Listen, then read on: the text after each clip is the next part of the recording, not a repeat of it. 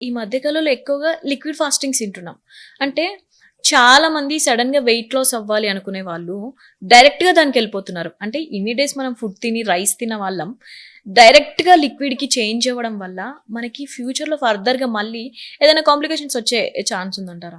First thing ఏంటంటే మనం diet చేయాలి అనుకున్నప్పుడు స్టార్ట్ అబ్జర్వింగ్ యువర్ బాడీ. ఈ మైండ్ఫుల్నెస్, హార్ట్ఫుల్నెస్ ఇవన్నీ ఎందుకు వచ్చినాయి అంటే జనాలు అర్థం చేసుకోవట్లేదు కాబట్టి దానికి ఒక్కొక్క రకమైన పేరు ఇచ్చేసారు. Yes. Right. So try to understand your body. అంతకు ముందు రోజు దాకా పుష్టిగా తినే నువ్వు రేపటి నుంచి సడన్ గా నువ్వు మానేస్తాను, నేను ఓన్లీ లిక్విడ్ తింటానంటే బాడీ ఒప్పుకోదు. అట్లా యాక్సెప్ట్ చేయదు, కళ్ళదిరిగి పడిపోతాం, లేకపోతే వేరే వేరే ఇష్యూస్ వచ్చేస్తుంటాయి. కాబట్టి గో ఈజీ.